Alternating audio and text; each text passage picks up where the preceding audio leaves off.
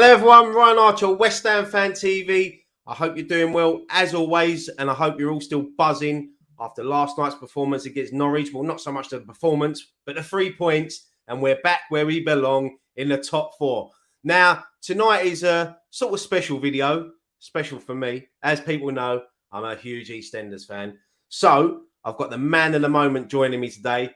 It's British actor Thomas Coombes, and he's also a massive West Ham fan. Thomas, how you doing, my friend? Yeah, I'm all right, Ryan. Yeah, apart from a load of technical difficulties, I'm all right. Oh, trust me, mate. I know about that. Don't worry about that. But listen, mate, I am a huge fan of Eastenders, and at the moment, you're playing, I'd probably say, one of the most controversial storylines in soap history at the moment with your character. But it's so great to have you on, mate. Yeah, man. I'm happy to be on. Cheers for having us. I've watched West Ham TV for ages now. Like I've been through it with you. I feel like what do you call it? The Friday night pints or the after game pint. Like most of my memories of you guys literally drowning your sorrows, depressed as hell, like how we're all feeling, and just going through the game, going just like post-mortem, like what have we done? How can we make this better? And like it's a welcome change of late, you know. Like it's not, you know. That's it, mate. As West Ham fans, we're not used to it, are we? No, it's not. I mean, I'm still not. I'm still expecting some major cock up or crash to come. Like it's not in our nature and our DNA to sit on it and like it's all fine. Because I'll be honest with you, mate. I think most of us were expecting it last night at home to Norwich because they're the games we sort of slip up in. But it's maybe things are starting to change for West Ham. But I mean, obviously you watched the game last night. What did you make of the performance? Yeah, like as you say, like we could have made it a lot easier, like in terms of the chances we had. And Jared Bowen, even though he's on a blinder continuously lately, but he could have put it to bed a bit sooner, and we kind of made it a bit more difficult than we needed to. But but I still have got a weird feeling watching this lately that I'm more relaxed than I'm like, yeah, we'll come back. Or if we're losing, that we've got it to come back. It's like the spirit or the work ethic in this team, or the belief he's instilled. It's kind of, you're less worried. So like it was another great win. I know it's Norwich and stuff, and everyone's going, oh, it's only Norwich, but we only played a few days ago, pretty much a lot of the same players, and their energy levels just, I don't know, it's ridiculous. Yeah, it's crazy how fit David Moyes has got that team. Ever since he come back to the club, the improvement in the players' fitness. And one player you spoke about there, Jared Bowen, I mean, he's on fire at the moment. And, he's definitely knocking on that door for England at the moment. Yeah. I mean, I was saying that I've got like a WhatsApp football group. It's basically there's 2 West Ham fans, about 6 Spurs, and 1 Arsenal mate, and it's like mates from school basically. And they're all going like, oh well, he's not scoring that many. He's got assists, but they're like, there's so many wingers ahead of him. And then you see the stats today with all the other English players, like he's ahead. He's doing amazing, and like, but I don't know, like also, I guess I've got a record of people going to England and getting injured. So as much as I'd love him to have the recognition, I think he deserves it. Like, and then like there's rumours of Liverpool sniffing around and all that. Like they can do one for a start. You know, I don't want them. Listen, everyone said last season was a fluke, but we've carried on this season and we're just going strength from strength. And we've had our little dip, and we've won our last 4 in all competitions. We've got Leeds at home on Sunday, and then it's a massive test next week. The real test is going to be Man United away. If we can go up there and get a result, I know we've got to take it game by game, but they're the sort of games you need to be winning to prove that you belong in that top 4, top 6. Yeah. I mean, like we compared to a few teams, like we've got. We can, I think, on our day, and we have been beating people. But like looking at I think Arsenal have got quite an easier running. I would say, looking at their fixtures. But yeah, just the way we're going at the moment, and with Europe, which is like new to us. Like there was a big thing. Like I was one person that was world. I would have thought that we potentially struggle or like to reach the heights in the league that we've done so far with all them other fixtures and the pile up. But we've hung around up there. I mean, I know the season's not over, but yeah, it feels like if we invest a bit, and hopefully we will, and we've got a few players coming back, then it does give you hope, you know. Yeah, I mean, when I got to the stadium last night and I see the starting lineup, and Aaron Creswell was back in the starting lineup. What a massive, that just gave everyone a boost. Everyone was standing there going, Creswell's back in the team. And it was like It's unbelievable. Yeah. He's such a key player now. I mean, like, obviously he's had some amazing games for us over the years, and like he's been a great servant, but there was a not long period, not long ago, where he weren't that great. But now he's like the Cresswell of like, he's fucking better than I ever remember him being. He's such an integral figure, like it's making us look stable and creating stuff, and it's like, yeah. Yeah, no, I totally agree, mate. It's as you said, we're getting the Creswell that we first signed. You know, he had, as you said, a dip in form, but he's back. And obviously, Kurt Zuma's rumoured to be back within the next couple of weeks, which is another massive boost for the team. Yeah, he'll be a massive boost, won't he? As much as I still think we probably need to get another centre back in. Like, he's been immense, and as great as Craig and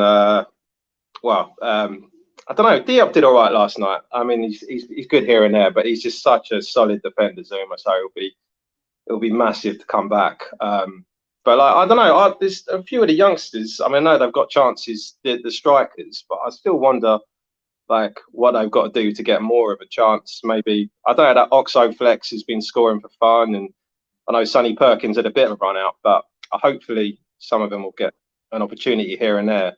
But evidently, David Moyes don't think that. Well, I suppose Jared Bowen's scoring a lot, and maybe don't need him at the moment. But yeah, I mean, is there any players out there, any transfer targets we've been linked with that excited you, or do you just do what I do sometimes and just ignore it until it actually happens? Yeah, no one in particular, really, man. Like, yeah, I mean. Yeah, I mean, a lot of these players that we've signed recently, like, have gone about our business, which is unusual for us, like a bit more quietly and under the radar, and like, which is great. And a lot of these people, like Souček and Kufal, like I've never heard of before we got hold of them, and they become established. And so yeah, and long may that continue. Really, like I almost like I don't want to know about them, or even if I haven't heard of them, like I've got faith that on the whole that Moyes is bringing in people that can do a job and more, and not for the sake of it. Yeah, even Vlasic is, he's coming on, like he's maybe falling over a little bit more than, or maybe that's unfair on him, but he seems to go over a little bit easy at the moment. But he's getting used to the game and the what do you call it, the rigors, and he's holding his own a little bit more, it seems. Like it doesn't look like, yeah.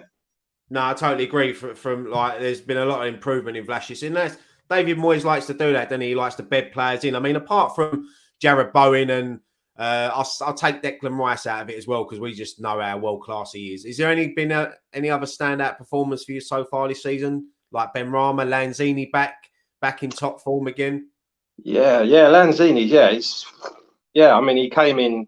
I'm sure he got his run recently from he just kept coming off the bench, didn't he, and doing really well. And people were like, why is he not starting? And I think David Moyes obviously it was clear to him that he was changing games. So like put him in from the beginning, and he's been lasting 90 minutes, no problem. And he just keeps hold of the ball really well. And like Cresswell, like sort of peak, like when he was wicked, like consistently, he seems to have been hitting that form, and he's kind of integral for us. Like we weren't keeping hold of the ball quite as well. No disrespect to like the midfield or Souček or Declan Rice. He's just that sort of. He's a bit of a different player, isn't he? So yeah, he's been outstanding. But there's been a lot of standouts. Yeah, I mean Ben Johnson's been great as well. Like lately, he's been rumoured to, like, cause I think his contract's running down or something. But hopefully, I think he's one of the people that has signed but hasn't been announced yet. Yeah, Hoping. I mean, obviously, and Antonio as well has been in. But he had a little dip in form last month, but he's been unreal for us, Antonio, and he's turned into a decent striker. He's a good striker for a right back, isn't he?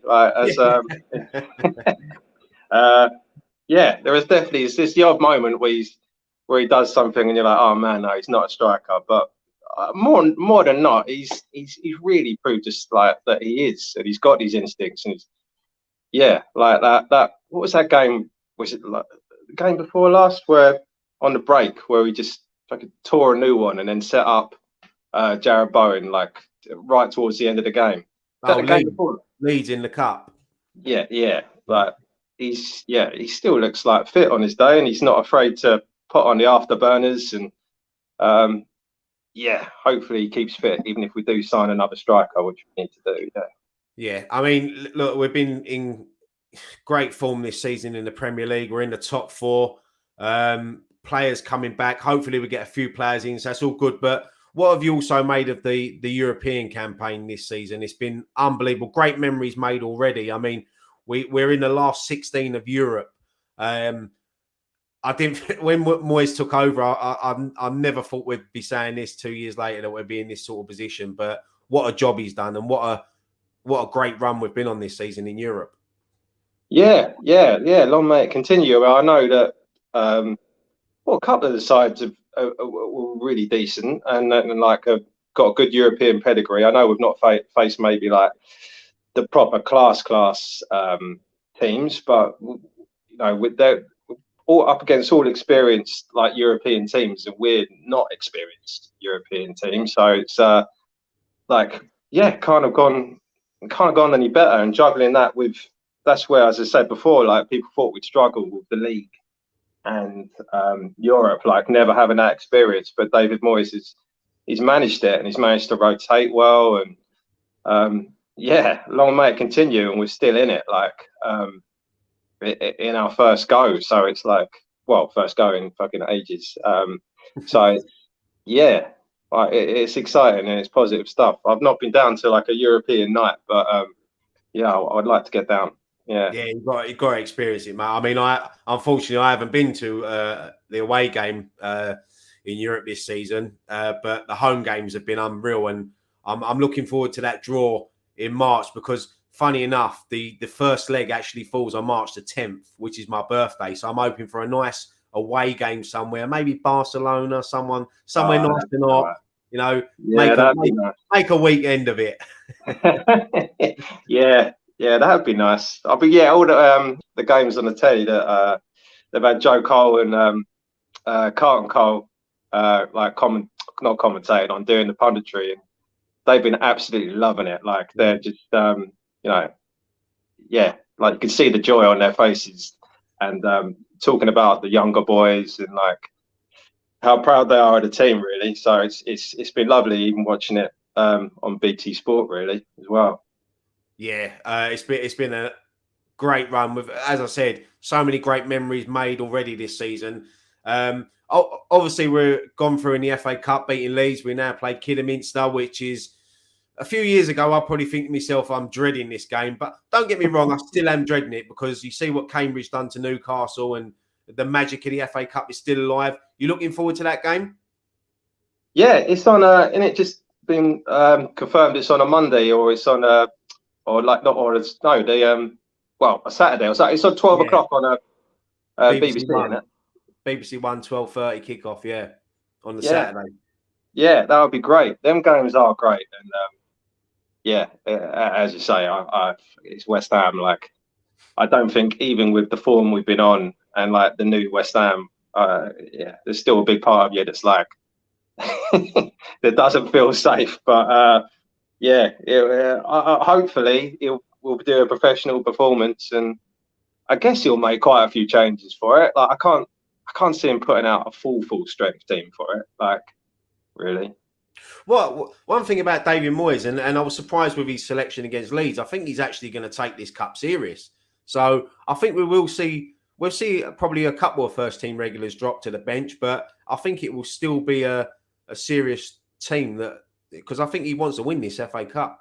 Yeah, and it'd be amazing. So I mean, I think obviously he'll put a team that he think can do the job, but whilst resting probably like Declan Rice and put in like where was Noble last night? He ain't got COVID as well, has he? He wasn't even on the bench, was he? Yeah, I know. I'm not sure about that. I know there's rumours of a couple of players that have got COVID, and but someone said to me that Mark Noble's picked up a little bit of a knock and he could be out for a few weeks. So I think when you're in them concourses at West Ham, people just make things up and tell you 10 different things. So yeah, I'm not sure, but hopefully he's back soon because what I was just about to move on to Mark Noble. Obviously, he retires this season.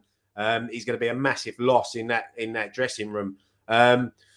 What's your thoughts on Mark Noble, and can you believe he's actually retiring? Because I remember him as a school kid breaking into the youth team and into the first team, and now he's retiring. It makes me feel well old, mate. Yeah, he's been such an amazing servant, isn't he? And like, it's a rarity for someone to stay at the club that's that's like been there from the start of their careers, like, and before that. So it's hopefully he'll stay on in some capacity. There's lots of rumours that he's going to be on the backroom staff, and I'm sure he will in some form or other. As much as it's time for him, like his playing days is as great as he is. It's been a couple of games he's been fucking great in. Like that one he stepped in, and him and Souček had a brilliant game in the middle of the park against who was it? Watford away. Yeah. He was terrific. Like he knows. I think he knows his body and he knows his limits. So like, his experience and stuff. And he's, it's a shame. Obviously, he was never like all the Spurs mates. I've got to call him no caps rather than no that. But like, and then they always ribbed, he's got no caps on, and so's got more caps than him, and so I feel gutted for him in that way, because it's definitely the odd season where people have got in ahead of him in the England squad. Just remember what we used to sing about him. He's too good for England, mate. They don't deserve a Mark Noble. That's it, man. We'll stand by that. But and you hear it when you hear him speak in interviews and stuff, and it's and the way other players like Declan Rice, the way they talk about him and the effect that he's had on them, like it almost makes you think, because there's obviously always rumours that Declan Rice is not going to stick around, but the way he talks about Mark Noble and the commitment and the passion he's had, that you think he's almost passed that down, and he's passed down that loyalty and that kind of, you hope it means as much to Declan Rice and that as it does for Mark Noble. Yeah, I totally agree, mate. And how fitting would it be this season if we actually do win a trophy, whether it be the Europa League, the FA Cup? I think we're just going to miss out on the Premier League title, if I'm honest. But if you had the choice, Europa League or FA Cup, what would you have? What would you want more? I mean, I think probably more romantic, the FA Cup, and I'd take either. I'd take what do you call it? The Sun tonight, but like I think out of just like status wise, the Europa would be bloody sweet, and isn't it automatic into the Champions League and all that? So yeah, it'd be great on our first time as well, our first run. But yeah, I'd love either. Like, as a West Ham fan, obviously we beggars can't be choosers a lot of the time. As much. Well, I was going to say, we haven't won anything for 40 odd years. So I mean, we're sitting here, and that's how times have changed. We're sitting here now deciding what we want more: the FA Cup or the Europa League. No, exactly. And there's been a lot of false dawns, as we said, like with West Ham, and like times where you think, this could be it, and this. Even under Pellegrini, I remember I was at the game. We played Man United and we beat him. It was at least 2-0. I think Yarmolenko might have scored. I think Anderson played really well or something, or he scored. And we thought there was a feeling around the ground that this is it now. And we went on the shittest run after that game. Uh, yeah, and obviously, history is what it was with poor Mr. Pellegrini. But yeah, this feels a bit different to like other I full mean, stop. yeah, fingers crossed it continues and we have a great season. And as we said, hopefully win a trophy. But just before, just want to move on. I mean, let's talk a little bit about you and West Ham. I mean, how did you get into supporting West Ham? Where's the links?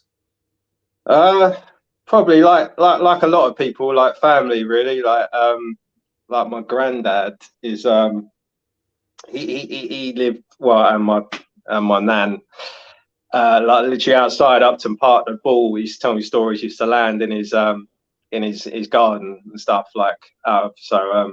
Yeah, like it was through him really, and like also like on my dad's side of the family grew up in East London and then came out to Essex as happens a lot.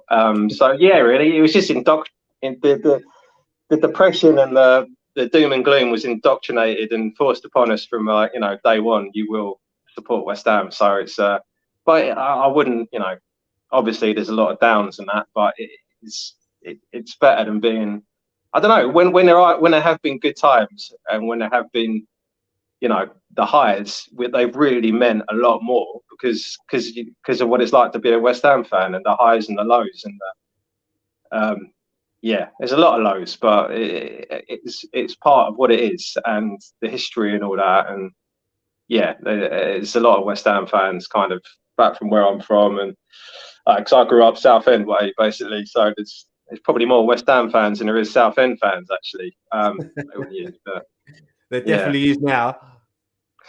Yeah. I think the last time I went to Rootsall was like, I think it was like Dimitri Payet's first season. There was a friendly at Rootsall, and he scored a couple of corkers there, I think. Yeah. So when you was young, you used to play over the park with your mates. Who did you used to pretend to be? What West Ham player was your hero growing up? Joe Cole was like, I'm crap at football. Like I used to play rugby more than as in like for a team. As much as I love watching football and playing it, I'm absolutely shocking. But Joe Cole was like, the boy could do anything. I remember seeing like training videos of him coming out, and like there was rumours of this boy, and you'd see him do shit, and then you'd see him do the same stuff, like he was just like having a kick about in these amazing tricks. Like, but he'd put them on the pitch at Upton Park, and he'd doing these flick overs and these ridiculous skills, just exactly like the same as he was doing, as a kid on the youth teams. And yeah, so I loved watching him. Yeah, what a player. I remember as a kid myself going down the training ground and used to watch him, and you used to see Di Canio just with him, and they was doing skills together, and you just knew he was such a special player, Joe Cole. And I remember being at Upton Park in the Youth Cup final when we beat Coventry, and he just took the absolute mick that night, doing Rabonas on the halfway line, and he was unreal. He was such a talented player, and I wish we'd have had more of the younger Joe Cole. I know he come back to us towards the end of his career, but I just wish we never got relegated because he was captain at the time. And look, that's the way life goes, isn't it? We can't. It happens, but yeah, what a player. But do you remember your first game at the bowling? I don't. Like I went like so young. I've just got lots of memories of like fucking like looking around and like hearing big men shouting and swearing and like but I could not fucking remember the first game I went to. Just the smell of like greasy burgers and onions, and walking from the tube, because we come up from Southend and then get off at Barking and change and do that route. And lots of memories and stuff, and I do miss the old place, but I can't for the life of me remember the first game. No. I mean, I think everyone that went to the bowling ground, I think we all miss it. It'll always hold a special place in our hearts. And what do you make of the London Stadium? I mean, do you like going over there? You enjoying it more now than when we first moved there? I think so. Maybe that's just because we're playing better football and we're looking a better side. But yeah, there's still a bit of it. It's not the same, like the atmosphere and the intensity and just being closer to the pitch for a start. Like it's hard to replicate that. There's a more of a, what do you call it? Every time you walk in, it's a little bit more impressive, like the size of it. And I think the noise of it, whether it's just the fact that we're playing a bit better, when I've been lately, it doesn't seem to have been as it doesn't feel as quiet as sometimes it had been when we first went, or like as it feels a little bit more compact and a little bit more united, and you can hear the cheers and you can hear the songs. Maybe that's just because got used to it a little bit more. But yeah. I mean, it's a different place. It's never going to be Upton Park, but it's growing on me for one reason or another. Yeah, mate, I feel exactly the same. I think you're getting used to it now, and I think I've always said it, even in the beginning, that results will always make that a better place atmosphere-wise. And when that stadium gets going, there's no other stadium like noise levels in the country, I think, because it's unreal. I mean, when we sing Bubbles, when the teams come out, especially on them big games, last night against Norwich, it was a little bit flat, but you got to expect it. But when we play the big London derbies, the Liverpools, teams like that, it's a great place to be. Yeah.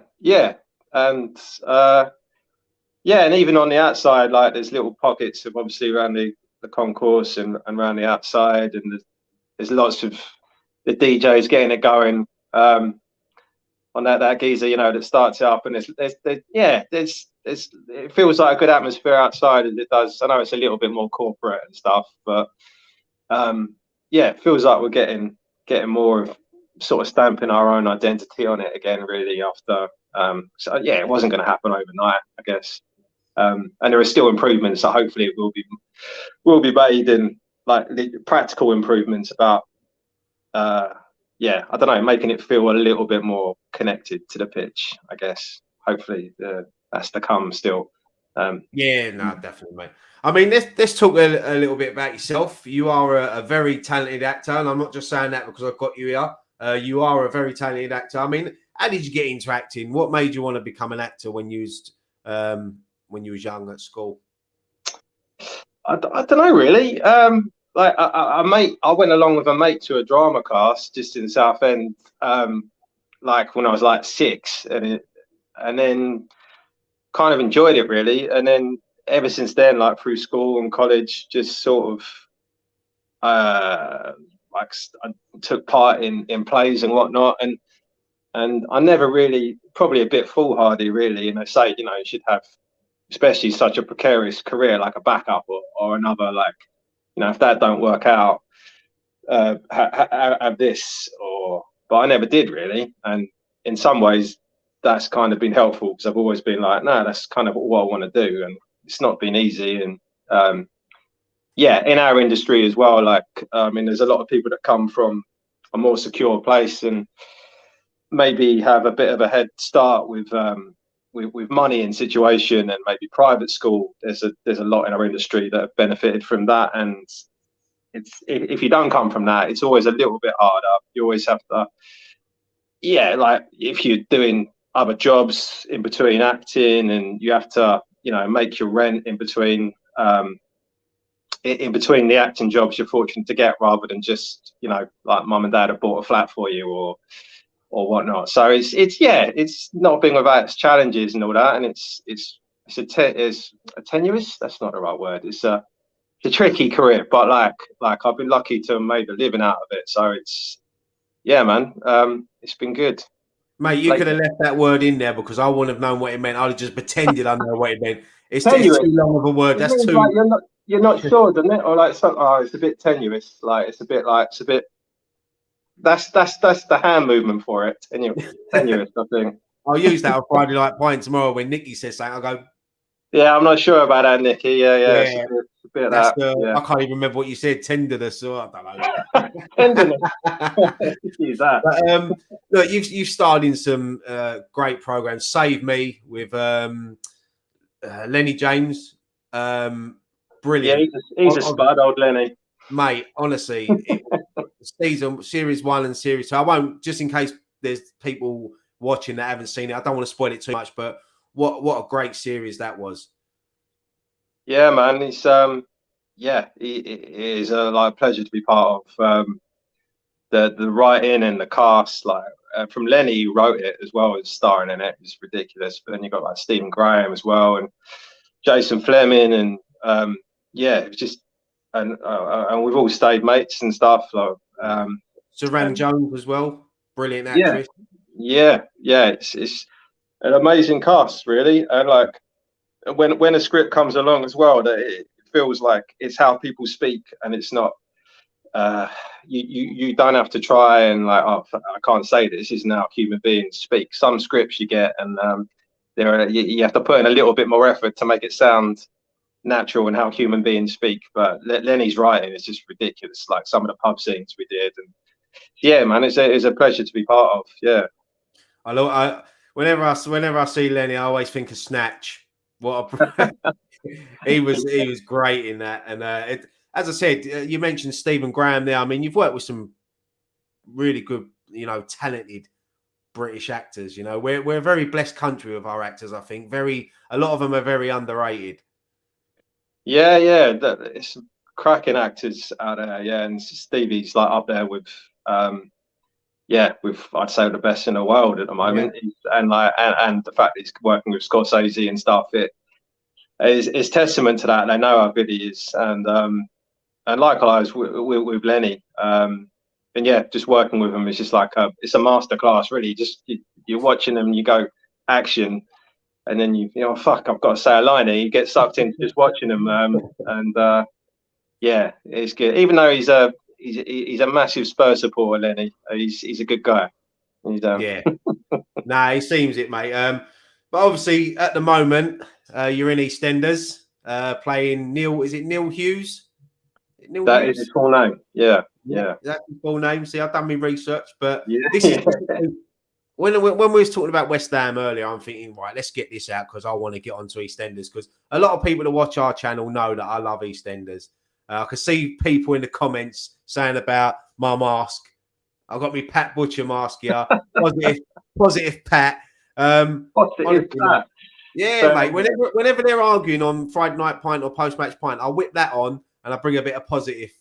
No, this is ringing a bell now. Like, I think I've tuned into it halfway through and gone. I'd had a drink or whatever and gone, am I seeing things? What the fuck's going on here? But yeah. But mate, honestly, the storyline at the moment is, as I said, it's one of the most controversial storylines I've seen in soap, and it's a good storyline as well because how is it for you playing a character like that with because to sum it up, a racist, homophobic that tried to blow up a mosque. You don't get more controversial than that, do you? No, he's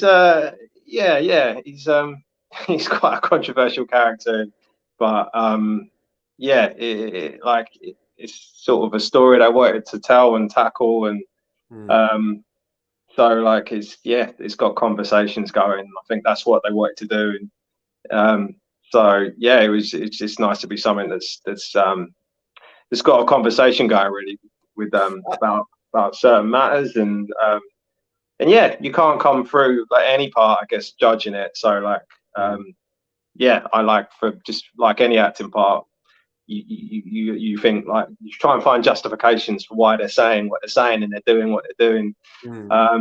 Even if me as a Tom, like I don't agree with obviously like most of the stuff that he comes out with, but you have to find a way of like justifying, okay, why is he there like that? Because everyone's human beings at the end of the day.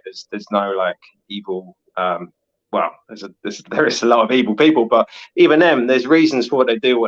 So you have to kind of justify that. So it's not just a caricature of like some like person who's not real, really. Yeah, especially watching it over Christmas. I mean, once again, brilliant acting by all the cast doing the storyline. But sometimes it is hard to watch for obvious reasons. But as I said, it's such a brilliant storyline. It's good to see EastEnders tackling issues like that. And I mean, as an actor, when you get that script, you look at that and think, I don't really want to take, because actors sometimes one part will stay with them for the rest of their life. And people, if you walk down the street, if Have you had it since you've been doing EastEnders where someone's walked down the street, recognise you, and they're like, "Oi, you're that bloke off EastEnders," you know, and they think you are actually racist or something like that? Not been too bad. No, I've had a few people that recognise from that, but nothing where they've crossed over and think you are that guy. I mean, I've heard stories. I'm sure that kind of can't differentiate between you and who you're playing. But on the whole, it's been all right. Yeah. But like, hopefully, yeah, you want to be the sort of, well, I do that can play different parts really, and I try, as I say, I try not to judge like anyone, a character that I'm playing. So like, you just try and go there really without putting your point of view on them. Like, so it's I'm hoping I'll eventually sort of build a career of playing all sorts of different people really, that all walks of life and all without getting like typecast too much. That's the plan. Yeah. No, it's great to watch. I mean, on the set of EastEnders, I mean, we know there's a few West Ham fans: Danny Dyer, Scott Maslin, Perry Fenwick, Jamie as well. What was it like behind the scenes? Was there a lot of West Ham banter? Did you have your little chats with them about West Ham? Like, I think the only West Ham fan I actually met, well, that it was common knowledge to me, was Danny. That I had a chat with him. Obviously, that I knew he was a big West Ham fan, and we would. I can't remember what game it was that we were talking about. It was when I just started filming. He'd not long been as well to a game with. He took Ricky Champ to see a game. I think he drove him and Ricky's dad up. And he was like, "That's the last," because they're massive Man United fans. So he took him to like his box to have a day out at the London Stadium. He's like, "Never again." They were singing Man United songs in the car on the way up. He was like, "Fuck that." He's like, "Never again am I doing that." And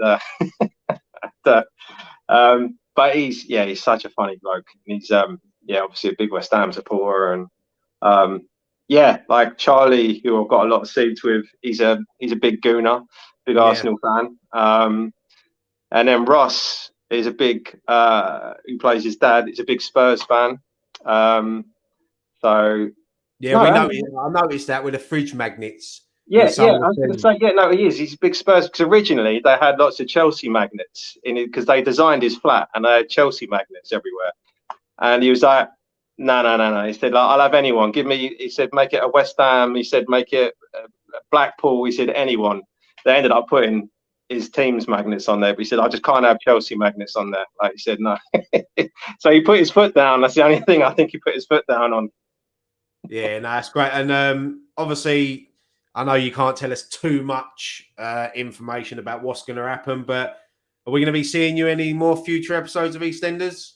Oh man, it's all TBC. Yeah, come on. Yeah, no, man, I can't say it. Come on, we ain't live. I promise we won't tell anyone. Yeah, no, I'm sure you guys are all good for you, and like it'll be on the download. But afraid I can't say no more. Like, I'm afraid not, man. Nah, that's fine, mate. I thought I'd try to get it out with you, but I knew I did have no chance, because you's acting with that little secret code. But just before we go, mate, what's next? I know Boiling Point is a new film with Stephen Graham. When's that out, and what's the future for yourself? Yeah, that's literally it's come out to cinemas and online to watch as of, I think, last Friday. So yeah, I recommend. It's going down really well, and we're really pleased with the reviews. Like, I don't know how much you know about it, but it was all shot in one take. So like, there's no cuts. It's an hour and a half straight through with the camera following the actors round this restaurant in a really stressful environment, and Stephen Graham's the head chef. And it's intense. It was intense to make, because it was like, if anyone makes a mistake, you have to go back to the beginning. And but it's a tense old watch as well. People have been saying that they watched it without breathing. They felt like they hadn't breathed through the whole film. So it's I recommend, like, having a look at it. I think and Stephen's like, he's just never been better. I don't think he's amazing in it. Yeah. Yeah, no, it does. I'll see the trailer for it. I'm definitely gonna have a watch of it. Oh, well, I've got it now because you've told me to. Because you'll probably question me in a couple of weeks. Do you watch that film? I'll be like, yeah, that's that film where you done it in one take. And if any, Yeah, so, no, I can ask specific details. Yeah, yeah. yeah, no, it Um, sounds good, mate. Sounds right up my street. Trust me. yeah, it's worth a watch. Yeah, it's like a feat of filmmaking, really. Like I think it's literally they said.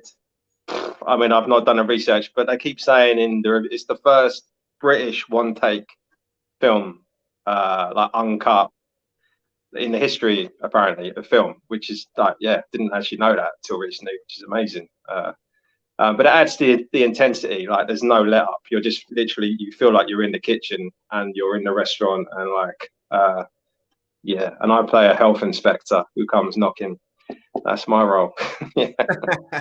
Nah, that's brilliant, mate. Listen, mate, Tom, thank you. So I've been wanting to get you on for ages. It's been an absolute pleasure to have you on, mate. And hopefully I'll see you over West Ham soon and we can have a beer together.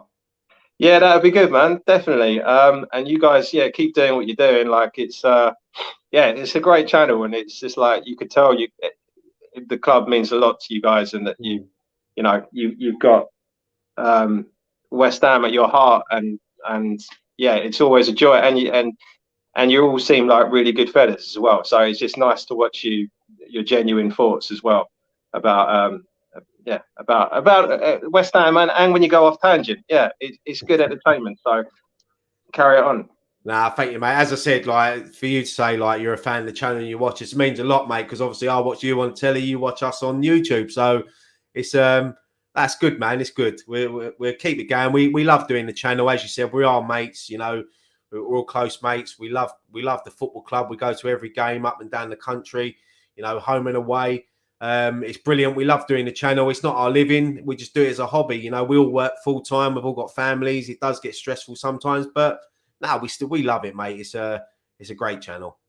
It is, man. Yeah, no, it's lovely just to tune in after a game and like see other people's thoughts as well as obviously I people you've see. been to a game to Funny enough, or I what. was at the game half time last night. Dom come up to me. He went, I followed Tom on Twitter, and he followed me back.